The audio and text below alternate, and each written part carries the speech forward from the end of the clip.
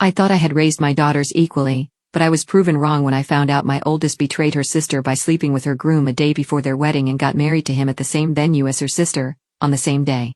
But within 1 month, she shows up at my door begging for help and aid because the man of her dreams kicked her to the curb just like her sister for another woman. I told her I don't recognize her because I only have one daughter. I, 54, female, raised 2 daughters as a single mother after their father passed away when they were young, Gloria, 28, female, and Margot, 25, female. Losing him was the hardest thing we had ever been through, but we clung to each other and made it through. I always believed I did my best to raise them equally, to love them the same, to make sure they never felt alone. They were incredibly close growing up, practically inseparable. They shared everything: clothes, secrets, inside jokes, dreams for the future. Gloria, being the older one, was always protective of Margot.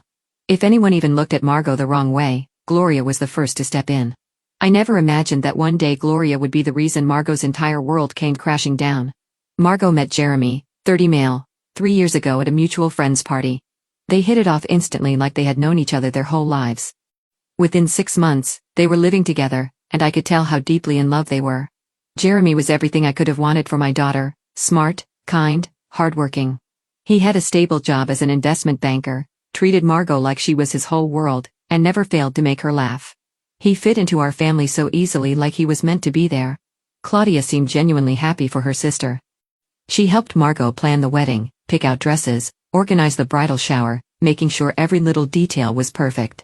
She even insisted on being the maid of honor, saying she couldn't imagine anyone else standing beside Margot on her big day. I remember thinking how sweet that was, how lucky Margot was to have such a supportive sister. The wedding was planned for June at a beautiful hotel. We had spent months obsessing over every little thing: the dress, the flowers, the seating arrangements. Margot was practically glowing with happiness at the rehearsal dinner. Everything seemed perfect, but there were signs I ignored. Gloria had been acting strange in the weeks leading up to the wedding, distant, distracted. She would appear for hours without much explanation, always having some vague excuse about work or errands. She was constantly checking her phone, always on edge. Margot didn't think much of it, assuming her sister was just busy or stressed from helping with the wedding, but now I know the truth. The morning of the wedding, everything unraveled. Margot called me in a panic. Jeremy was missing. He wasn't answering his phone and not responding to text. None of his groomsmen had seen him. At first, I tried to calm her down, reassuring her that maybe he had cold feet but would come around. After all, weddings were stressful. But as the minutes turned into hours, it became clear something was very, very wrong. And then 2 hours later, I got a text from Gloria. The betrayal was beyond anything I could have ever imagined. As it turned out, Gloria and Jeremy had been sneaking around behind Margot's back for months. They had planned this all along, waiting until the absolute worst possible moment to drop the most devastating bombshell when Margot found out she collapsed. It wasn't just heartbreak. It was complete and utter devastation. She couldn't breathe. She was shaking uncontrollably, and we had to call an ambulance. At the hospital, she was in shock, unable to stop crying, unable to eat, unable to drink. She had to be given 4 fluids because her body was shutting down from the stress and dehydration. And as if the emotional pain wasn't enough, we had to deal with the humiliation of canceling a wedding that over 200 guests had been invited to. The whispers, the pitying looks, the endless explanations, it nearly broke her. Gloria, meanwhile, tried to defend herself. She had the audacity to say that she and Jeremy were in love and that you can't help who you fall for. And to make things even worse, she actually tried to go through with the wedding using the venue we had already paid for, the decorations we had chosen, and even attempting to serve Margot's wedding cake at her own reception. The only reason that didn't happen was because I had it removed before she got there. That was it for me. That was the moment I knew I could never forgive her. In the weeks that followed, Gloria reached out multiple times. She sent long-winded emails filled with excuses and justifications talking about how happy she and Jeremy were, how they were meant to be, and how we should all just move on and be happy for them, as if forgetting and forgiving something like this was as simple as flipping a switch. She even attached pictures from their honeymoon, smiling selfies on the beach, fancy dinners, luxurious hotel rooms like nothing had happened, as if this was some fairy tale romance instead of the destruction of her own sister's life. Every time I saw her name pop up on my phone, I felt sick. I couldn't help but picture Margot in that hospital bed, barely able to function from the sheer weight of betrayal. Then exactly 32 days after their courthouse wedding, Gloria showed up at my doorstep in tears. Jeremy had dumped her. Apparently, while they were on their honeymoon in Bali, He met a wealthy divorcee who caught his interest. And just like that, Gloria was no longer what he wanted. He filed for the annulment, citing fraud, which in an ironic twist, suited him perfectly considering what they had done to Margot, and left her with absolutely nothing. Because their marriage had been so short, she had no legal claim to any of his assets. He had already moved on without a second thought, and suddenly Gloria had nowhere to go. She stood there on my porch, mascara streaked down her face, shoulders shaking, begging me to let her come home. She had quit her teaching job to be with Jeremy, throwing away her career for a relationship built on lies, and now she had nothing. No husband, no home, no job, no friends. Everyone had cut her off after what she did to Margot. She was completely alone. I looked at her, really looked at her, and realized that I didn't recognize the person standing in front of me. This wasn't the daughter I had raised. The daughter I raised knew right from wrong. She understood loyalty, kindness, and love. But the person in front of me, this was someone who had burned every bridge she had for the sake of selfishness. This was someone who had destroyed her own sister's life without a second thought. And now that the consequences had caught up with her, she was looking to me for salvation. I took a deep breath and told her the hardest words I've ever had to say. I only have one daughter, and she's across town trying to rebuild the life you shattered. Then I closed the door. It was the hardest thing I have ever done, but I knew in my heart it was the only choice I had. Actions have consequences, and Gloria had made hers. Ever since that day, my phone has been flooded with messages and calls from family members who think I'm being too harsh. They say she's still my daughter, that no matter what she did, family is family. They tell me I should forgive her, that I shouldn't abandon her in her lowest moment. And I'll admit, sometimes late at night when the house is quiet and my thoughts get too loud, I wonder if they're right. Did I fail as a mother? Should I have seen this coming? Was there something I could have done to prevent this? And the hardest question of all, was I wrong to turn her away? But then I think of Margot. I think of the moment she found out, the way she crumbled, the way she could barely function for weeks. I think of how she still flinches when someone says Gloria's name, how the light in her eyes hasn't been the same since that day. And every time I even consider letting Gloria back into my life, I remember that pain.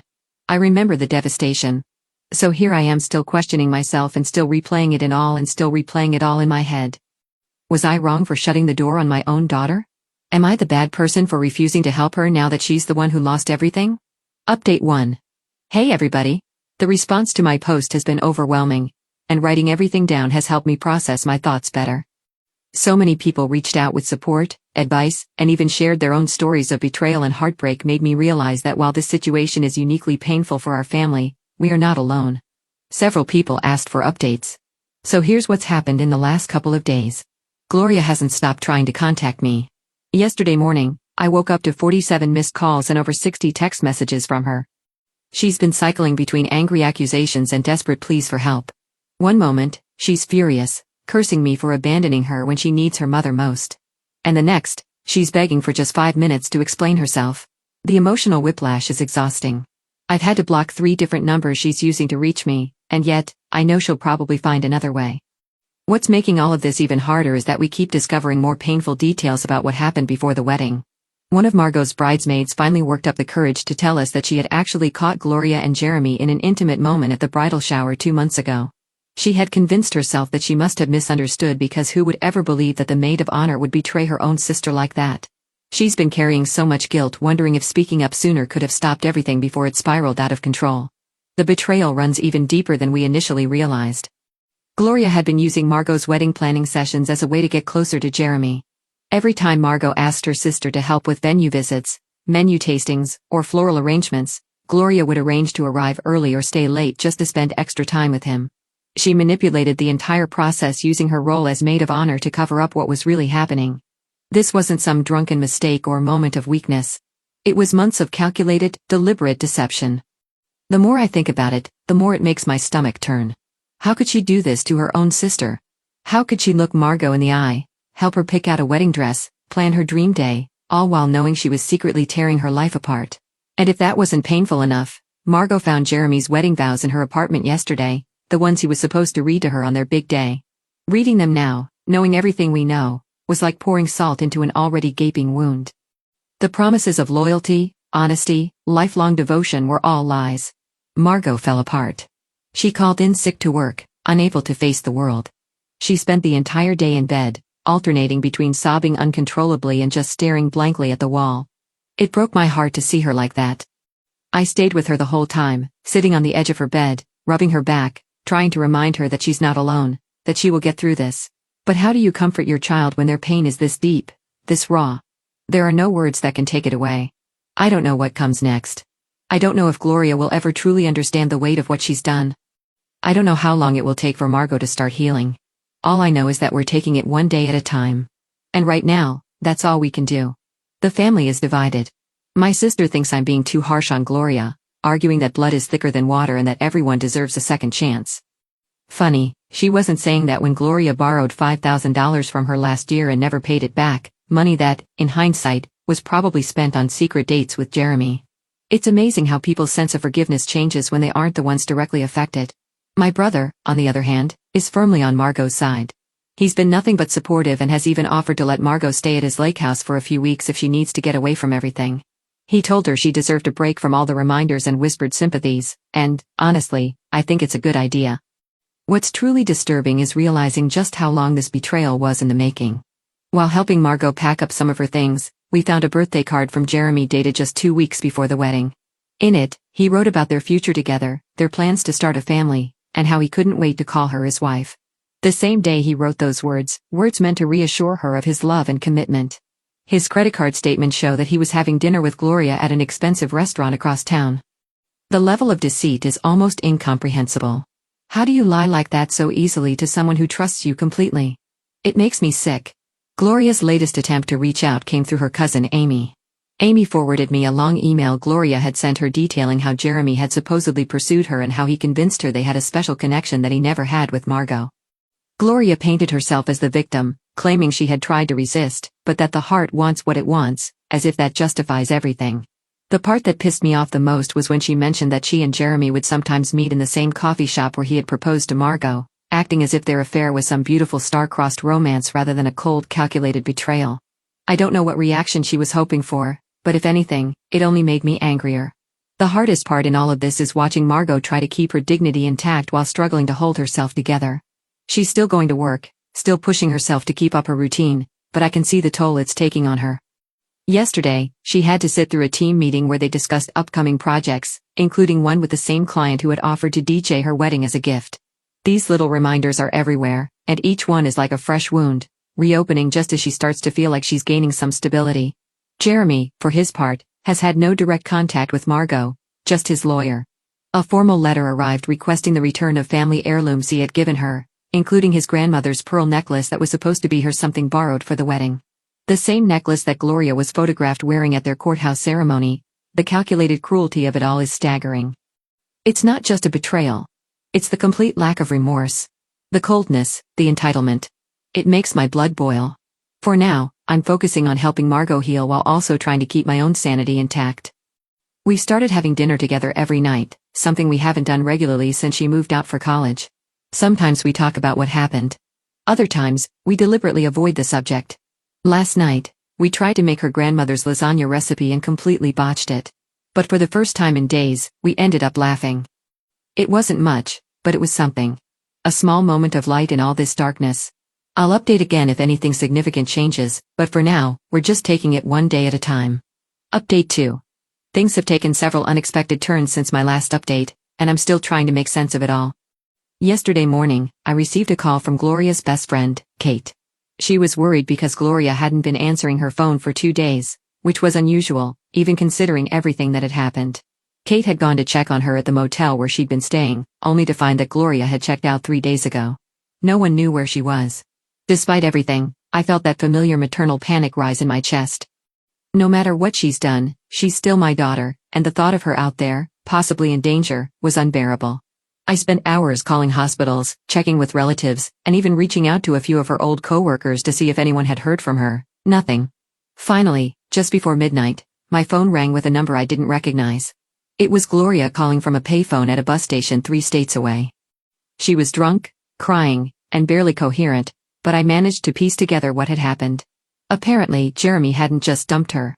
He had completely wiped out their joint bank account before filing for an annulment, leaving her with absolutely nothing. Her credit cards were maxed out, she was drowning in debt, and the life she thought she was building with him had crumbled in an instant. And as if that wasn't bad enough, the wealthy woman he left her for wasn't just another girlfriend. She was his boss's daughter. It turns out he had been cultivating that relationship long before Gloria even came into the picture. The layers of betrayal just keep unfolding, and the more we learn, the more sickening it all becomes. For the past 3 days, Gloria has been sleeping in her car too ashamed and embarrassed to tell anyone what happened. She had been driving aimlessly using what little money she had left on gas and alcohol, trying to escape the crushing reality of her situation. When she ran out of both, she ended up at that bus station with nowhere else to go. As much as I wanted to stay firm in my stance, I couldn't leave her stranded there in that state. No mother could. I called my brother who lives closer to that area, and he agreed to pick her up and let her stay in his guest room for a few days while she figured out her next steps. The irony of Jeremy's pattern of betrayal isn't lost on anyone. He betrayed Margot with Gloria and then turned around and betrayed Gloria in almost the exact same way. It's like a never-ending cycle, and Gloria is finally feeling what it's like to be on the receiving end of it. She's devastated, but the truth is it's hard to feel much sympathy when she willingly participated in causing the same heartbreak for her sister. Actions have consequences, and she's now experiencing hers firsthand. Meanwhile, Margot has been dealing with her own challenges. She ran into Jeremy's mother at the grocery store, and the encounter left her shaking with anger. This woman actually had the audacity to suggest that everything that happened was somehow Margot's fault, that if she had been more attentive to Jeremy's needs, none of this would have happened, as if Jeremy wasn't a grown man responsible for his own choices. But instead of crumbling, Margot stood her ground. She looked Jeremy's mother in the eye and told her exactly what she thought of her son's behavior before walking away with her head held high. When she told me about it later, I could see something shift in her, like she was finally reclaiming a piece of herself. That old spark, the strength and confidence she used to carry so effortlessly, was starting to return. The family dynamics, however, have gotten even more complicated.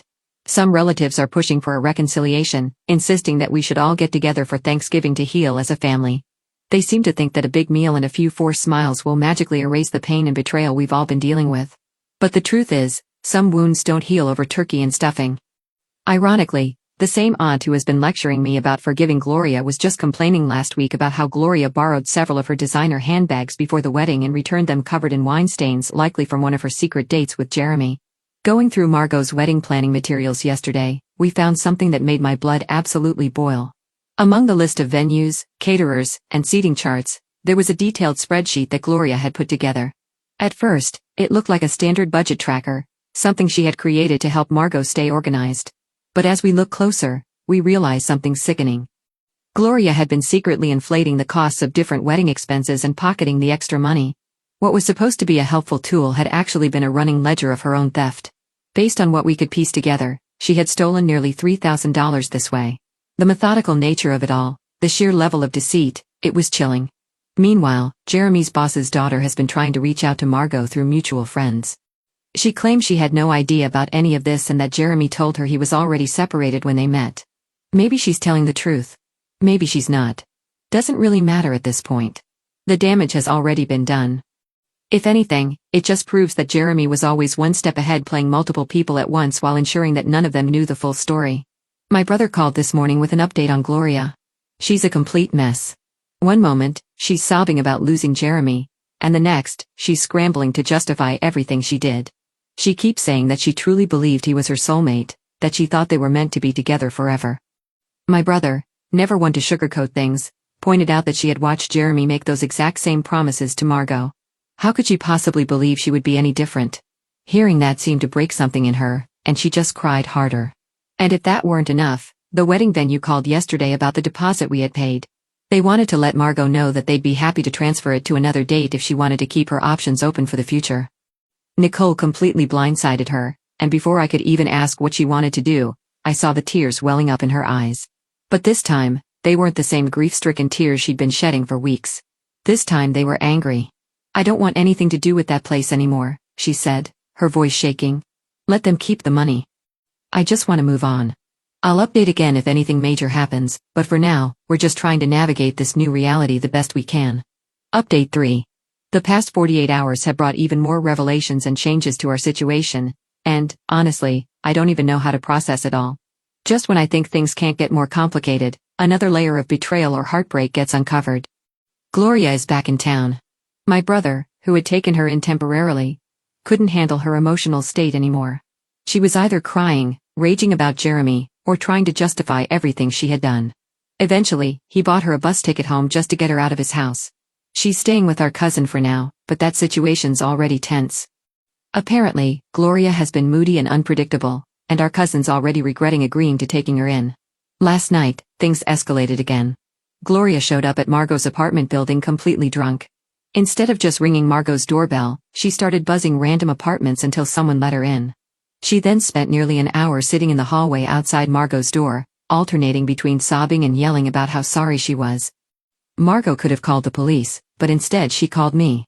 Even after everything Gloria did, Margot still didn't want to see her get arrested or humiliated any further. I drove over as fast as I could and found Gloria slumped against the door, barely able to keep her eyes open. Getting her into my car was a struggle.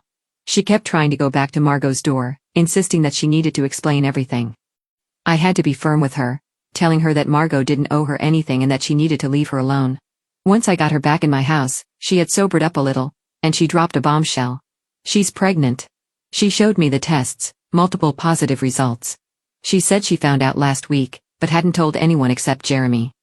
According to her, his reaction was cruel and immediate. He told her to take care of it and then blocked her number. When she tried to show up at his work to talk to him in person, his boss's daughter, his new fiancée, threatened to file harassment charges against her. I didn't even know how to feel. Becoming a grandmother is supposed to be a happy thing, but instead, it just feels like another mess we now have to untangle. Gloria keeps saying that this proves she and Jeremy were meant to be together, that this is some kind of sign that their love was real. I had to bite my tongue to keep from saying what I was really thinking. Getting pregnant by a man who is already engaged to someone else doesn't make it love. It just makes it another consequence of bad choices. Telling Margot about the pregnancy was one of the hardest things I've ever had to do. She didn't react right away. She just sat there in silence for a long time staring at the floor. Then after what felt like forever, she finally asked one question. Did she get pregnant before or after my wedding day? Gloria swears it was after. But given her history of lying, I honestly don't know what to believe anymore. This news has only made the divide in our family even worse. Some relatives are insisting that we have to rally around Gloria because there's an innocent child involved. Others think she's making it up for attention and sympathy. My sister's already planning a baby shower while my brother refuses to even acknowledge the pregnancy. As if things weren't already bad enough, we found out something that makes my stomach turn. Remember those wedding planning meetings Gloria had with Jeremy? Turns out they weren't just meeting up for secret dates. Gloria had actually been helping Jeremy move money around before the wedding, setting up accounts in her name so he could hide assets from Margot. They were planning the betrayal on multiple levels. The fact that my own daughter not only stole her sister's fiancé, but also helped him financially prepare to abandon her is beyond comprehension. Meanwhile, Margot is handling things with more strength than I ever could have imagined. She started talking to a counselor who specializes in betrayal trauma, and it seems to be helping. She's also seriously considering moving to our brother's city for a fresh start. I don't want her to go. I selfishly want her to stay close so I can keep an eye on her, but I understand her need to get away from the constant reminders of what happened. And then there's Jeremy. I just found out he's already engaged to his boss's daughter. 3 months ago, he was supposedly head over heels in love with Gloria. And before that, he was planning a wedding with Margot. Now he's planning another wedding just like that. The speed at which he moves from one woman to the next is honestly terrifying. Margot took this matter into her own hands, tracked down the boss's daughter's social media, and then texted her about all the damage that her fiancé had caused. Now the ball's in their court, what they can do with the information. Gloria is still at my house for now, but I've made it clear this is not a permanent arrangement. I want to make sure she's taking care of herself and the baby, assuming the pregnancy is real. She's still an emotional wreck, barely eating, crying constantly, clinging to the fantasy that Jeremy will come back once he realizes what they had was real. She doesn't seem to understand that she was never special to him. She was just another stepping stone in his pattern of using and discarding people. The next few months are going to be difficult. If Gloria really is pregnant, we'll have to figure out what role, if any, I'm going to play in that child's life. Margot has another interview for the job in our brother's city, and if she gets it, she'll likely be moving soon. And I try to navigate this impossible situation. Being there for Margot, who's still healing while also trying to figure out what to do about Gloria's pregnancy, the entire experience has taught me that sometimes there are no clear right answers. Every choice feels wrong in some way. Do I offer Gloria support because she's pregnant despite everything she's done? Do I continue to keep her at arm's length because of the pain she caused Margot? Do I encourage Margot to leave and start fresh even though the thought of her moving away breaks my heart? For now, I'm just taking it one day at a time. Gloria has an OB-GYN appointment next week to confirm the pregnancy, and Margot has her second job interview.